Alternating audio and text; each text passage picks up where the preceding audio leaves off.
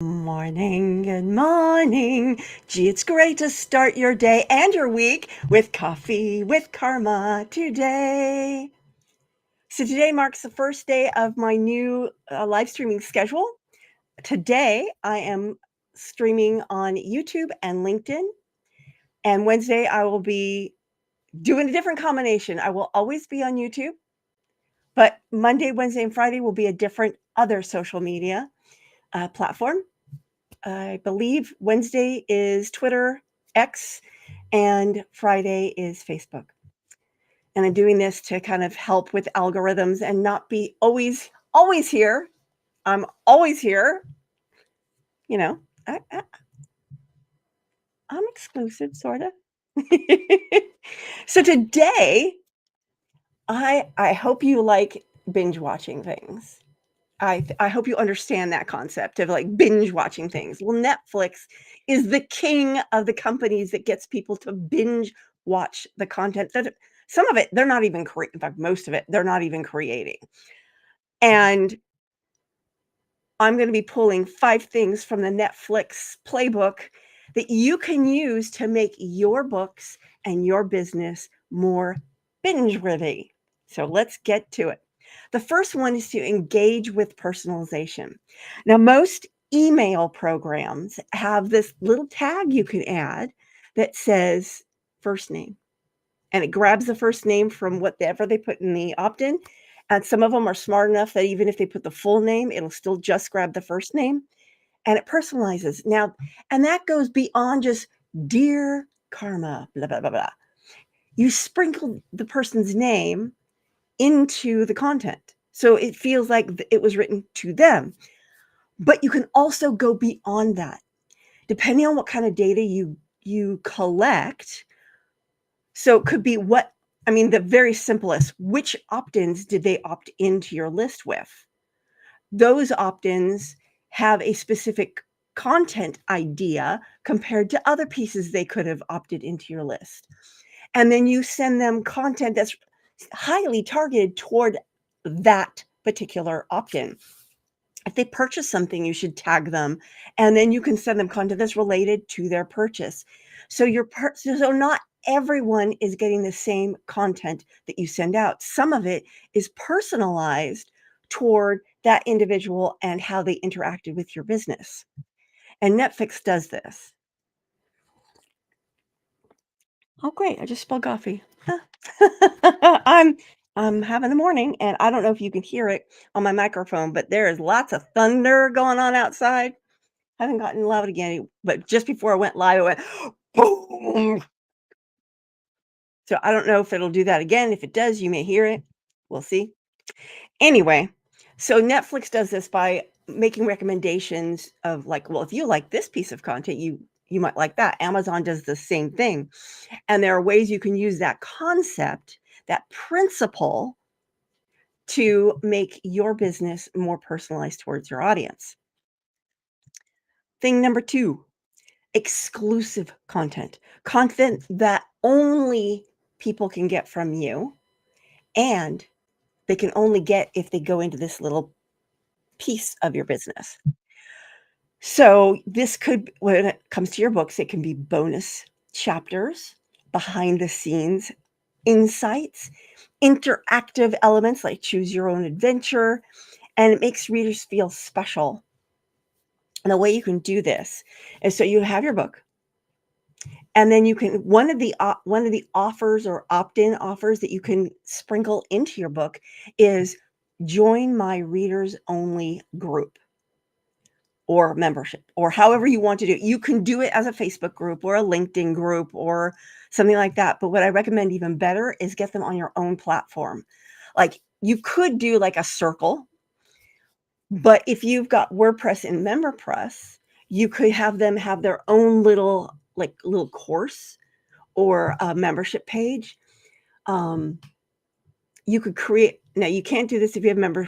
It's very odd. MemberPress says, "Would you like to connect to this, I think it's called B Group?" And then when I installed B Group, it broke MemberPress.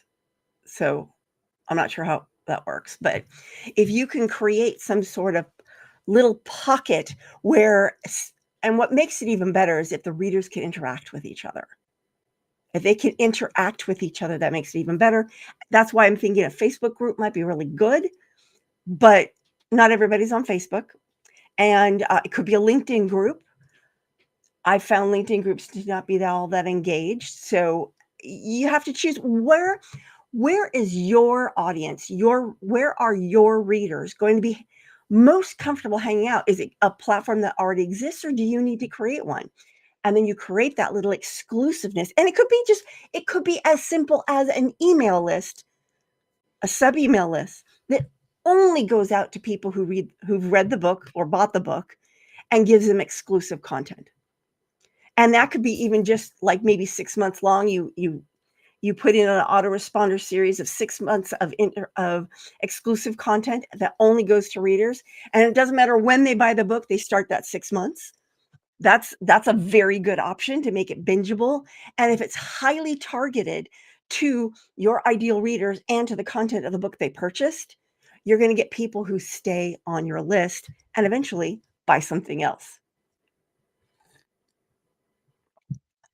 Thing number 3, and this should be a no-brainer, but I'm gonna say it anyway, and that is consistent quality.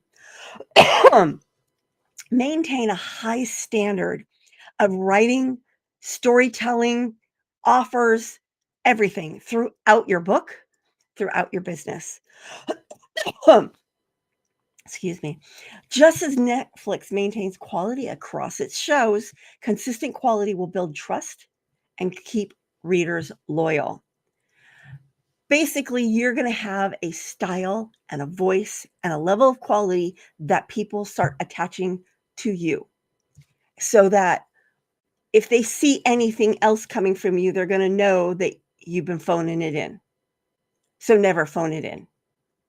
Give your best all the time. And if you can't give your best, explain why. Like, I'm sick this week, I can't do this. Whatever it is. Engage with your audience, be honest, be authentic, and always be your best self. Thing number 4, tease future releases. Now, I do this all the time. In fact, I could probably do it without even thinking about it as being a teaser. So I will be because I'm always involved in something that's coming out in the future. Sometimes I don't even know what day of the week it is. It's like I lose track of time because I'm always like kind of like have one foot in the future. And so I'll drop hints about my next book, or I'm working on this next project. So for example, right now, I'm two big actually 4 big things. I'm working on 4 big things right now.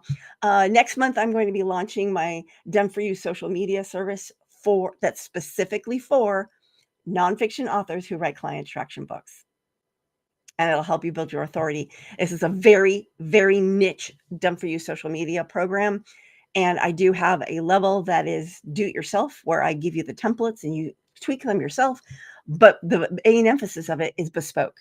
And I can only take on a very small handful of people where I can do that kind of bespoke work, where I create your social media content, or at least a bulk of it, depending on what level you purchase at. And I make it so that it makes you stand out. And then all you have to do is take it and schedule it. And I've written it, I've put it in your brand colors, whole shebang. And that's a little bit higher price, obviously. So that's one thing I'm working on, is getting that all together. I've got the sales page ready. I'm just doing it as a Google Doc. And now I'm putting in the content. I'm sprinkling in the content for July, and then it'll be ready to go. So that's one thing I'm working on. Then I'm also launching Book Marketing Club. It's actually book marketing. Blah, blah, blah, blah, blah. I can talk. I'm launching a membership program called Book Business Builder, and it has 3 tiers. So the least the most affordable tier is all focused on creativity and productivity, so that you can release blocks and get going. And it's basically like a low-level maintenance program for your creativity and productivity. It's a way to stay in my world at a very low price and still get value. The mid-level is for people who are actually in the throes of writing a book. It provides you with space to write and support and information and basically what you need to help that container to help you in that middle, that messy middle where you've already done the outline and the idea and you haven't quite published yet. You're in that. This is a place where your book tends to evolve and change from what you originally thought it was. And so I have a program that's really created of that a membership level that's created to really support you in that area. And then finally, the top layer, I call it Book Marketing Club, and that is to help you with your book marketing. And it's for both newbies to book marketing and the seasoned. I've got something for everybody. In fact, I'm working on creating an app that will give you like 5-minute book marketing tasks randomly so that if you just don't, you need to do something today, you only have like 5 to 10 minutes, but you don't know what to do. You go to the app, you push a button, and it tells you do this.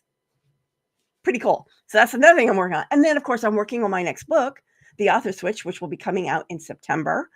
And I'm working on building out uh, an 8-week writing program that will help you get from I know I want to write a book, but I'm not sure what to write about, to first draft in 8 weeks. And that's going to be launching probably in October. It might push to November, depending on how the Author Switch book launch goes. That's what I'm doing. And so you may hear me talk about these things every once in a while. I'll just drop it in the conversation. That is teasing future releases. You can also do that in your book. So for the beginning, the front page of your book, you go, also by so-and-so, and you can say, coming soon, and have a few, like your next book listed there. Teasing.